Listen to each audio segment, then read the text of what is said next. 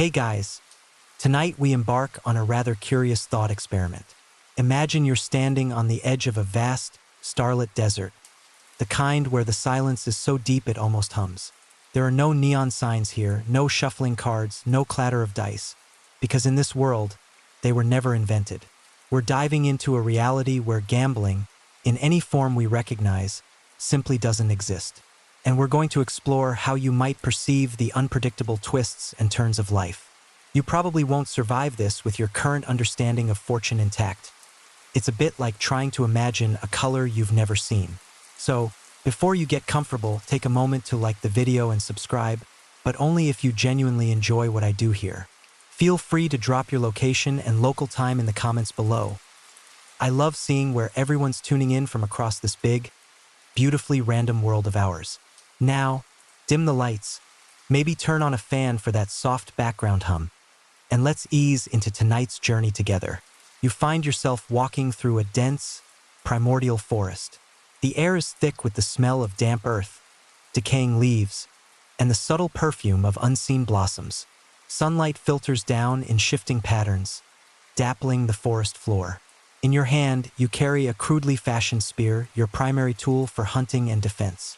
There's no concept in your mind of betting on a successful hunt, no internal calculation of odds against a particular beast, no sigh of bad luck if a creature evades you, nor a triumphant cry of good luck if your spear strikes true.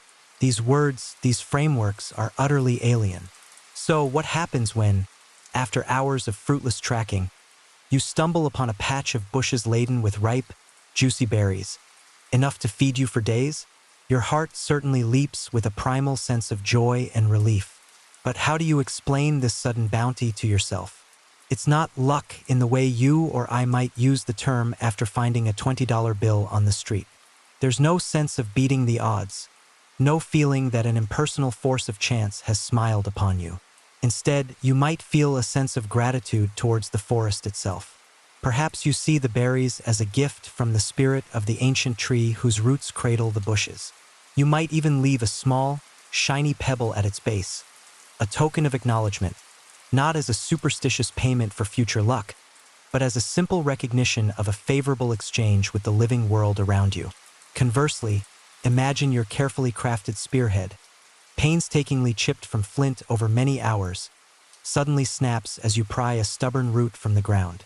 Frustration, yes. Annoyance, certainly. But the narrative in your head isn't, "Oh, just my rotten luck." That specific flavor of exasperation, the kind that implies a fickle, almost sentient force named luck is messing with you, just doesn't compute. Instead, you might examine the break with a keen eye. Was there a flaw in the stone you missed? Did you apply pressure wrongly? Or perhaps you might wonder if the spirit of the stone was weak, or if you inadvertently offended the spirit of the ancient earth by disturbing its slumber too forcefully. The explanation tends to be more direct, more tied to the tangible world or to unseen intelligences within that world, rather than an abstract concept of probabilistic chance. It's a world where everything that happens for a reason, even if that reason is currently opaque to you. It's just that the reasons aren't based on statistics, but on perceived relationships and wills. This absence of a gambling-derived luck creates a fascinating psychological void. In our world, luck is often a convenient shorthand, a way to quickly categorize events that are complex, unpredictable, or statistically improbable. It's a buffer, a way to make peace with chaos. Without it, you, in this ancient world, are left to confront the raw, unfiltered nature of events. There's a certain starkness to it. If a rockslide narrowly misses your cave dwelling, it's not a lucky escape. Well, what is it? Perhaps a sign that the mountain spirit is restless but chose to spare you. Or maybe it's a warning. Your mind scrambles for meaning, for agency, because pure, unadulterated randomness without a name or a conceptual box can be deeply unsettling. Mainstream historical understanding supports this. Early human societies across the globe, from the plains of Africa to the frozen lands of the Arctic, often interpreted unexplained phenomena through the lens of animism, the belief that spirits inhabit natural objects and forces. Those incredible cave paintings you've seen, like the ones at Lascaux or Chauvet, depicting bison, horses, and deer with uncanny realism? Many scholars believe these weren't just prehistoric Picassos showing off their artistic flair. Some of these artworks, especially those showing animals pierced by spears, might have been part of rituals intended to ensure a successful hunt. They weren't betting on a good outcome in a magical sense, but perhaps engaging in a form of sympathetic magic, a deep, performative wish directed at the spirits of the animals or the spirit of the hunt itself. They were trying to influence the unseeable, to communicate with the forces they believed governed their survival. It's a far cry from pulling a slot machine lever and hoping Lady Luck is on your side. Your tax returns, by the way, would be delightfully simpler in this world, entirely missing that awkward miscellaneous income from games of chance line item. A small mercy, perhaps. Now, for a quirky little thought, what about beginner's luck? That odd phenomenon where someone new to a game inexplicably wins. In a world without games of chance, would such a concept even exist? Probably not in the same way.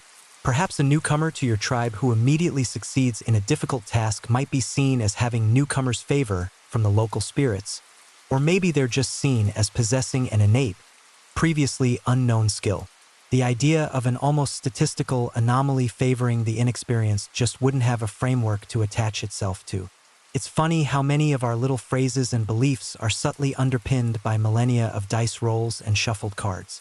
The big question that emerges here is how you, or any human, would begin to build a psychological framework to cope with the inherent unpredictability of life without the relatively neat, and sometimes maddening, concept of luck that gambling provides. Historians still argue whether early ritualistic behaviors were true attempts to control outcomes, or simply expressions of hope and anxiety. Were your ancestors genuinely convinced that dancing for 3 days straight would bring rain? Or was it a communal way to manage the terror of a drought? A shared articulation of need to forces they couldn't comprehend but deeply felt? Either way, these actions point to a profound human need to find patterns, to exert some influence, or at least to feel like you're not just a passive recipient of whatever the cosmos throws your way.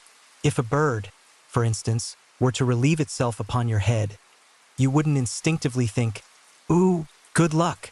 You'd probably just think, "Ugh, bird," and wonder if the spirit of that particular avian menace had a bone to pick with you. Or perhaps, just perhaps, that specific bird just had really bad aim.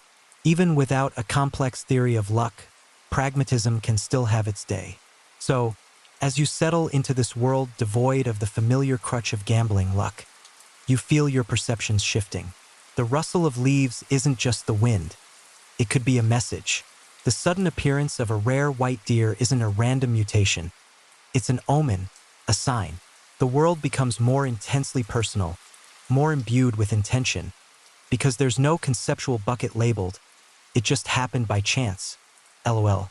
Your mind is already starting to weave new connections, new ways of understanding the flow of fortune and misfortune, based on a direct, often spiritualized, relationship with your environment. The very notion of luck isn't absent, but it's beginning its transformation from a game of probabilities into something far more entwined with will, agency, and the sacred breath of the world itself. You continue to navigate this world, where the absence of gambling has rerouted your brain's pathways for understanding the unpredictable. Remember that rustle of leaves you thought might be a message? That nascent feeling is beginning to crystallize. It's not just that the world is alive with some intention. You're starting to perceive distinct personalities, consistent moods, and even specific domains for these unseen forces. The vague spirit of the forest from yesterday is now taking on a more defined character in your mind. Perhaps it's a mischievous entity that tangles your path one day and guides you to a hidden spring the next. The babbling brook doesn't just babble. It whispers secrets if you listen closely enough. Secrets that might foretell the movements of prey or the mood of the weather spirit. What you're experiencing is the birth of a pantheon, or at least the early stirrings of one. As your small community shares stories of similar encounters, a strangely shaped cloud that seemed to warn of a predator, a sudden gust of wind that extinguished a vital fire, a sickness that vanished after a specific herb was offered at a particular ancient stone, these individual spirits begin to coalesce into more powerful, named deities. There's the formidable Sky Father, whose moods dictate sunshine or tempest. There's the nurturing Earth Mother, from whom all sustenance flows, but who can also withhold her bounty if displeased. And then there are the myriad lesser deities, the spirits of the river, the mountain, the hearth, each with its own temperament and sphere of influence. Your life becomes a constant negotiation, an ongoing effort to stay on the right side of these powerful, often capricious, beings. Imagine a sudden, violent thunderstorm erupts while you're far from shelter. In our world, you might curse your bad luck for getting caught out. Check the weather app you don't have, and make a mental note that the forecast was, once again, gloriously inaccurate. But here, in this gambling-free existence, your immediate thought is, who have I angered? The thunder isn't just atmospheric pressure changes and electrical discharge. It's the roar of the Sky Father. The lightning isn't a natural phenomenon. It's his spear. You might cower, not just from the physical danger, but from the perceived divine wrath. Did someone in your village break a taboo? Was an offering neglected? The search for a cause is paramount, because if the cause is divine displeasure, then appeasement is the only logical response. Your daily random events are no longer random at all. They are messages, judgments, or blessings from these unseen arbiters of your reality. If your carefully stored grain spoils, it wasn't bad storage or tough luck. Perhaps the granary guardian was offended by a perceived slight, or maybe a trickster god, the kind who probably thinks whoopee cushions would be the height of divine comedy, decided to have some fun at your expense. This naturally leads to the rise of individuals who seem particularly adept at interpreting these divine whims, or who claim a special connection. These are your proto-priests, your shamans, your oracles. They develop rituals, interpret dreams, and scrutinize the patterns in smoke, animal entrails, or the flight of birds, all to understand what the gods want and what they might do next. Ancient civilizations, like the Greeks, took this to remarkable lengths. Think of the Oracle of Delphi, the Pythia, a priestess who, in a trance state, would deliver cryptic pronouncements believed to come directly from the god Apollo. Kings and commoners alike would make arduous journeys to seek her counsel on matters of state, war, or personal fortune. Her words weren't seen as predictions of chance, but as revelations of divine will or foretold destiny. There was no concept of beating the odds against her prophecies. The challenge was to understand their often ambiguous meanings and act accordingly. Trying to get a clear signal from the gods in those days must have been like trying to get decent divine Wi-Fi in a thunderstorm. A lot of static and the occasional terrifyingly loud, clear pronouncement that you really didn't want to hear. This evolving worldview also solidifies the concept of fate, an overarching plan or destiny woven by the gods, or perhaps by an even more remote primordial power. Are you merely a puppet whose strings are pulled by these divine forces? Or can you, through prayer, sacrifice, or virtuous living, influence your destiny? This becomes a central preoccupation. Anthropologists still debate whether the concept of an overarching fate in early cultures was a coping mechanism for powerlessness or a sophisticated philosophical framework for understanding cosmic order. Perhaps it was both. Believing that your life, with all its joys and sorrows, is part of a grand, divine narrative can be comforting. It lends meaning to suffering and significance to triumph. But it can also be terrifying, suggesting that your struggles are futile against a predetermined script. You might observe certain individuals who always seem to thrive, whose ventures consistently succeed, whose children are always healthy. In a world with gambling, they might be called lucky. Here, they are God-touched or fate-kissed. It's not that they have a knack for beating random chance. It's that a specific deity favors them, or their thread in the great tapestry of fate is woven with gold. This doesn't necessarily mean they are better people, though moral virtue often becomes linked with divine favor. Sometimes, a deity's favor is just as whimsical and inexplicable as their wrath. Imagine a notoriously lazy individual who somehow always stumbles upon the richest foraging grounds. Your community wouldn't say he's born lucky. They'd whisper that perhaps he's the unknowing favorite of a whimsical forest spirit who finds his idleness amusing. Performance reviews from the gods, you can imagine, wouldn't be about KPIs, but more about whether your sacrifices were smelling particularly savory that quarter. The emotional landscape of your inner world is painted in vibrant hues of awe, reverence, and a constant, low hum of anxiety about maintaining divine goodwill. Life is less about navigating probabilities and more about cultivating relationships with these powerful, unseen entities. If your child recovers from a serious illness, your gratitude isn't to good luck or modern medicine, which, let's face it, is still a few millennia away, but to the healing goddess you fervently prayed to, leaving offerings of your most prized possessions at her shrine. And if the illness takes a turn for the worse, it's a test, a punishment, or simply the inexorable will of a deity whose motives are beyond your comprehension. You don't just have a run of bad luck. You might be experiencing a divine cold shoulder, which feels infinitely more personal and targeted. This framework, where divine whims and overarching fate are the primary explanations for life's unpredictable turns, shapes your every decision, your every interpretation of daily events. It's a world saturated with meaning, where nothing is truly accidental. The flight of an eagle, the shape of a cloud, a dream in the deep of night, everything is a potential sign, a whisper from the gods. Your psychology is attuned to this constant stream of divine communication, always seeking to understand your role in a cosmic drama rather than your chances in a game of luck. The concept of luck as an impersonal, random force has been entirely supplanted by a universe governed by sentient, often emotional and profoundly powerful beings. You are not a gambler at the table of life. You are an actor on a divinely directed stage, ever watchful for cues from the cosmic playwrights. So, you're living in this world where the rustling leaves carry whispers from the gods, and the roll of thunder is a divine pronouncement. The cosmos, as you understand it, is run by a committee of rather temperamental deities who view humanity as a sort of ongoing, interactive drama. But this doesn't mean you're just a passive observer, a helpless marionette dancing to their whims. Quite the contrary. If the gods are indeed watching and potentially judging your every move, then the quality of your actions, the diligence of your efforts, and the excellence of your skills become profoundly important. There are no lucky stars to wish upon, no serendipitous flukes that explain unearned success. Your triumphs and your failures within the grand stage set by the divine are very much yours. Consider the crafting of a new fishing net. You sit for days, patiently twisting fibers, knotting them with precision, your fingers raw, your back aching. When you finally cast this net into the river and it yields a bountiful catch, the feeling isn't, wow, I got lucky today. Instead, it's a deep, resonant satisfaction that stems directly from your labor. You chose the strongest fibers. Your knots were flawless. You understood the currents and the habits of the fish. The gods may have ensured the river was stocked, but you brought the fish to shore through your expertise.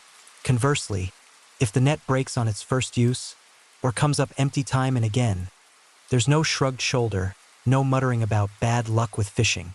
Your internal monologue, and likely the external commentary from your village, would be far more critical. Did you rush the knotting? Were the fibers substandard? Did you fail to observe the proper pre-fishing rituals to show respect to the river spirit? The blame, or at least the intense scrutiny, lands squarely on your shoulders. Phoning it in isn't really an option when your dinner and your community's perception of your worth depends on the outcome. This intense focus on personal contribution fosters a deep respect for skill, for mastery. The most revered members of your society, after perhaps the shamans who interpret divine will, are those who demonstrate exceptional competence. The master hunter who rarely returns empty-handed, the artisan whose tools never fail, the farmer whose fields are consistently abundant. Their success isn't attributed to luck, but to their profound understanding of their craft, their tireless dedication, and perhaps their ability to live in a way that garners consistent divine approval, which itself is seen as an outcome of virtuous effort and correct observance. The ancient Greeks had a concept for this, arete. It's a word that's hard to translate perfectly, but it encompasses virtue, excellence, and reaching one's full potential through dedicated action. Someone possessing arete wasn't just skilled. They were living up to their highest purpose, and this was evident in the quality of their work and their character. You see this in the way an elder craftsman in your village handles his tools with an almost sacred reverence, each movement honed by years of practice, each finished product a testament to his unwavering commitment to doing things right. The flip side of this coin is a distinct lack of tolerance for ineptitude, especially if it's persistent. While a child learning a new skill is given patience, an adult who consistently fails due to carelessness or lack of effort might be viewed with suspicion, even fear. Their failures aren't just inconvenient. They could be interpreted as a sign of some inner flaw, some disharmony that might attract negative attention from the gods, thereby endangering the entire community. You might even see the quiet emergence of what could be called skill reverence, where certain crafts are elevated to near-sacred duties. Imagine an apprentice bowyer learning to make bows and arrows. His master wouldn't just teach him the mechanics of wood selection and shaping. He'd impart the spirit of the wood, the ethics of the hunt, the responsibility that comes with creating a tool that can sustain life or take it. There's no room for a hope it works attitude. The expectation is for reliable perfection. Your village's Employee of the Month award, if such a thing existed, would probably be for most consistently non-disaster-inducing individual, and it would be a highly coveted honor. This societal pressure and the internal drive for competence profoundly shape your psychology. Sociologists still debate whether an intense societal focus on individual merit leads to greater innovation or merely amplifies anxiety and social stratification. In your world, you feel both. There's a certain gritty pride in knowing that what you have, you've earned. Your hands are calloused, your mind is sharp, and you are resourceful because you have to be. There's no lottery win going to bail you out of a poorly planned winter food supply. But there's also a constant, thrumming anxiety. What if you try your absolute best and still fail? What if a blight destroys your meticulously tended crops, despite all your efforts and offerings? Without bad luck, as a comforting, impersonal scapegoat, such an event could feel like a devastating personal indictment from the gods, or a stark revelation of your own ultimate inadequacy. It's a heavy burden to carry. You can imagine someone whose singing is truly irredeemably awful not just being told they can't carry a tune, but perhaps being gently or not so gently advised that their vocalizations are actively offending the spirit of harmony, and could we please, for the sake of the village's collective eardrums and divine relations, encourage them to take up a silent hobby like rock stacking? You become incredibly observant, analytical in a practical way. You study the natural world with an intensity born of necessity, always looking for cause and effect, for ways to improve your methods, to ensure success through your own actions. If a particular type of clay makes stronger pots, you remember it, you teach it. If a certain prayer or ritual offering coincided with a good harvest, that too becomes part of your knowledge base, not as a lucky charm, but as a component of the correct, skillful execution of farming. The lines between practical skill and ritual observance become blurred, because both are seen as essential parts of doing the work properly to achieve a desired outcome in a world overseen by watchful deities. So, while the gods of your world may sketch the grand outlines of destiny, you are the one filling in the intricate details with the sweat of your brow and the skill of your hands. There's a raw, unvarnished quality to life. You are accountable.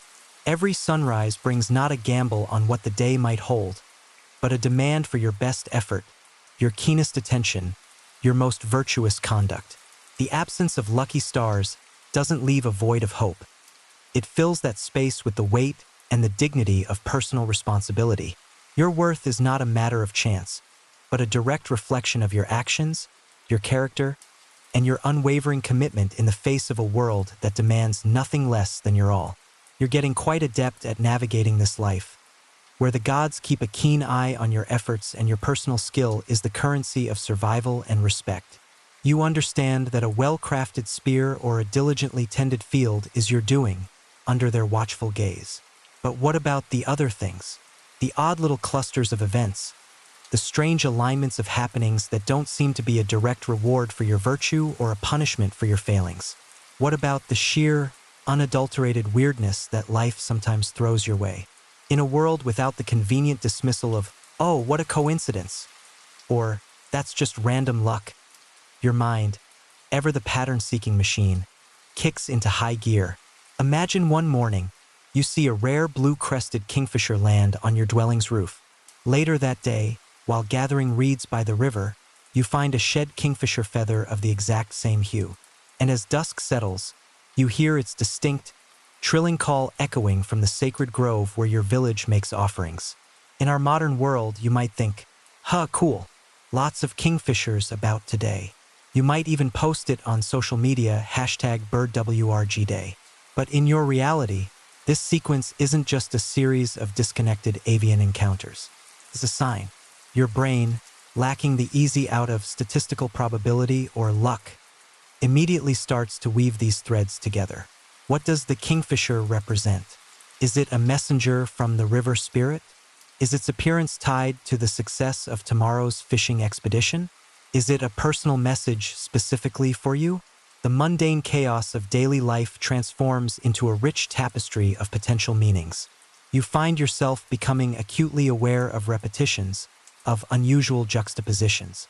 If 3 people in your village independently dream of a wolf in a single night, it's not just idle dream chatter.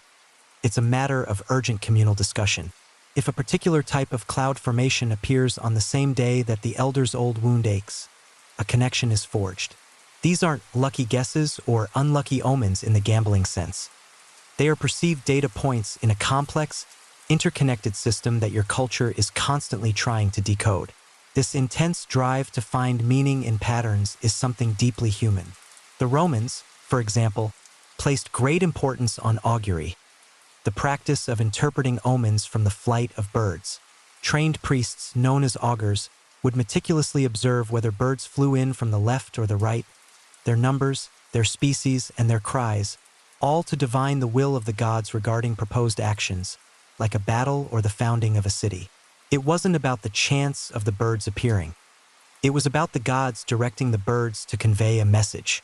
You'd likely be part of developing intricate local coincidence codes. Perhaps in your village, if a dog barks at the new moon while a baby simultaneously cries for the first time, it foretells a harsh winter.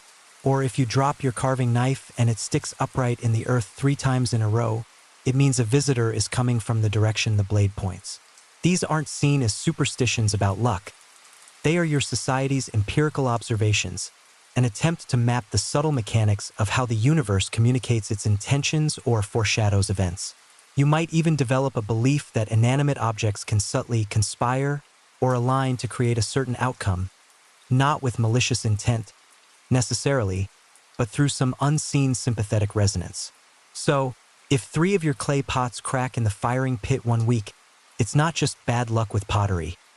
It's the spirit of the kiln, the clay mother, and perhaps even the mischievous wind sprite all subtly hinting that you need to change your clay source or your firing technique. It's amazing how quickly confirmation bias would become your best friend, enthusiastically helping you find evidence to support your latest theory on why the squirrels are all burying their nuts upside down this particular autumn.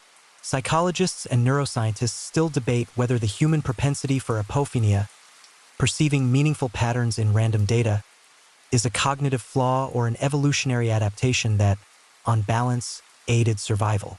In your world, it feels less like a flaw and more like an essential tool for navigating a reality perceived to be saturated with meaning. Keeps you vigilant, observant. Every unusual shadow, every oddly shaped stone, every unexpected animal behavior becomes a puzzle piece. The downside, of course, is that there's very little mental off time. Your brain is always on, always processing, always trying to decode the environment. It must be exhausting, like living in a perpetual escape room designed by deities with a very abstract sense of humor.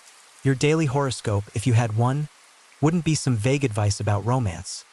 It would be more like, if your left sandal strap breaks just as a crow caws thrice from the dead oak tree, it is imperative you avoid fermented yak butter and any discussions about turnip storage with your mother-in-law today.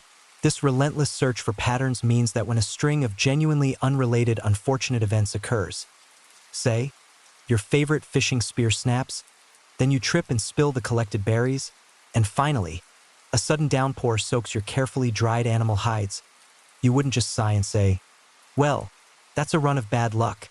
Oh no, you'd be at the village council, wild-eyed, connecting invisible dots.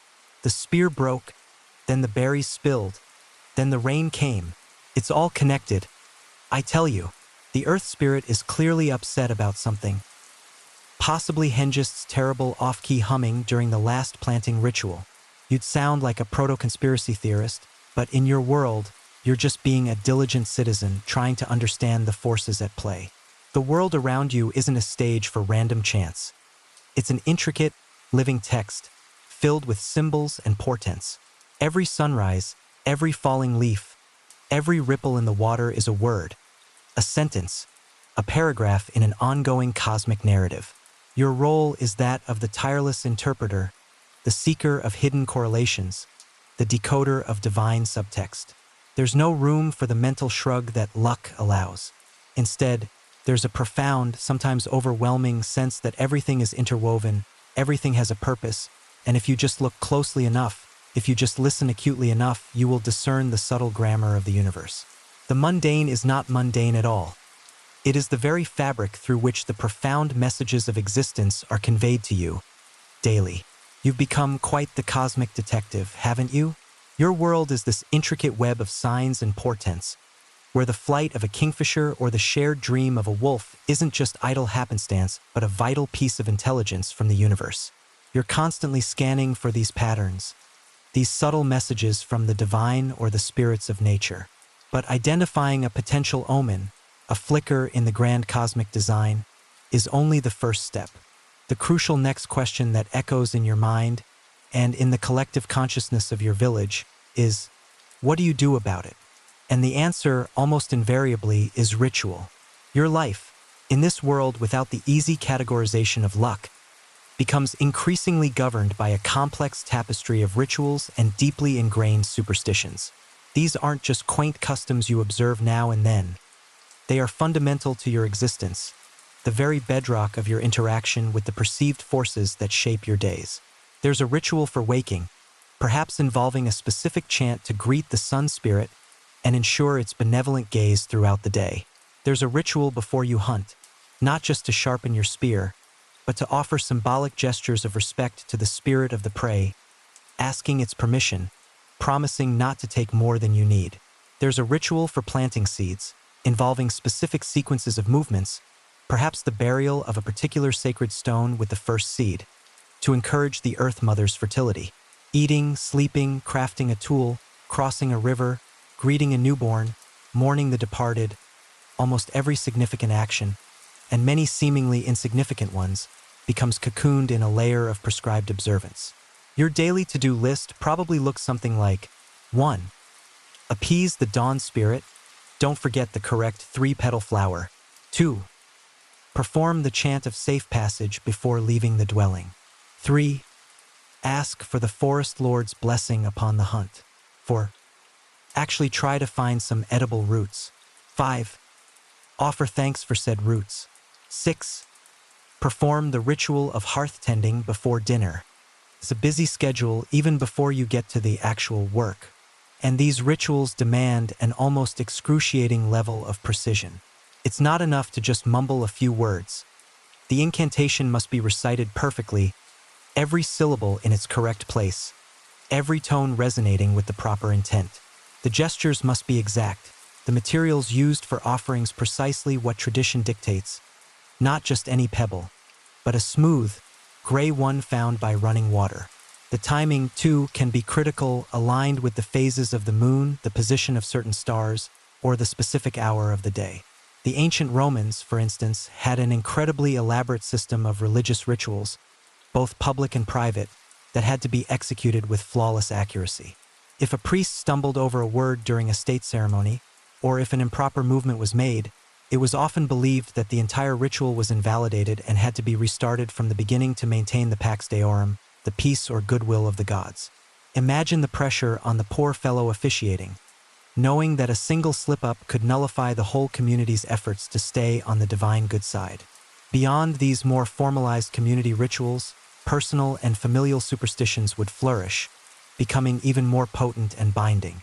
If your great-grandmother always insisted on never sweeping the floor of the dwelling after sunset, lest you sweep away the household's good fortune, a concept subtly different from luck, more like accumulated blessings or favor, you adhere to this with unwavering diligence. It's not that you're courting bad luck if you break the rule. You are actively, demonstrably doing something wrong, something that could unravel the carefully maintained harmony with the unseen world. You might develop quite specific, almost comically elaborate personal superstitions based on your own pattern seeking. Perhaps you once wore a particular necklace made of boar's teeth on a day you had an unexpectedly successful hunt. From then on, that necklace isn't just a lucky charm. It's an essential piece of your hunting equipment, a ritual implement whose absence would feel like going out without your spear. The social awkwardness when you accidentally invent a new superstition could be immense. Say you trip, spill your water skin, but then immediately find a rare medicinal herb. Suddenly, everyone in your group might start accidentally tripping near that spot, hoping for a similar botanical boon, and before you know it, ritual stumbling becomes the hot new trend for aspiring healers.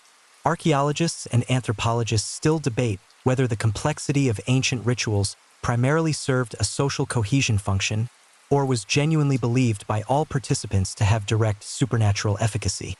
Looking around your own meticulously ritualized world, you'd probably say it's a bit of both. The shared participation in these ancient rites undeniably strengthens community bonds, reaffirms collective beliefs, and passes cultural knowledge down through generations. But the tremor of genuine fear in the shaman's voice if a ritual step is missed, the palpable relief when a complex ceremony concludes without error, suggests a deep-seated belief in the direct power of these actions. You might even develop quirky counter-rituals or emergency apology protocols, quick, specific actions or phrases to deploy if you realize you've accidentally violated a minor taboo or forgotten a step in a less critical ritual. Think of it as a sort of spiritual Control Z, a desperate attempt to undo a potential cosmic faux pas before the celestial IT department notices. The psychological effect of this is a double-edged spear. On one hand, these rituals provide a framework for action, a sense of agency. In a world perceived to be governed by powerful, often unpredictable forces, having a set of prescribed behaviors that are believed to influence outcomes can be deeply comforting. It gives you something to do, a way to channel your anxieties and hopes into concrete actions. But the burden of observance is immense. Life becomes highly structured, with less room for spontaneity or deviation from the norm. The fear of error, of inadvertently offending a spirit or deity through a misspoken word or a forgotten gesture, is a constant undercurrent. What if you forget a line in the grand chant to discourage Grumpy Mountain God from causing landslides? It's not like forgetting your email password. The stakes feel infinitely higher, potentially involving actual, landslides. Your world, therefore, is this delicate, shimmering web of prescribed actions, potent symbols, and carefully guarded traditions. Every day is a performance, a meticulous dance with the unseen. Superstitions are not idle fancies but serious navigational charts for the perilous waters of existence. And rituals are not empty gestures but vital tools, the very means by which you attempt to maintain balance, solicit favor, and avert disaster in a reality where the concept of luck offers no easy explanations or convenient shortcuts. It is through this intricate choreography of observance that you seek to live harmoniously within the grand, often terrifying, and always meaningful theater of the cosmos. Life in your world, as we've seen, is a meticulous performance of rituals, a constant vigilance for cosmic signs, all designed to keep things running relatively smoothly under the watchful eyes of your deities.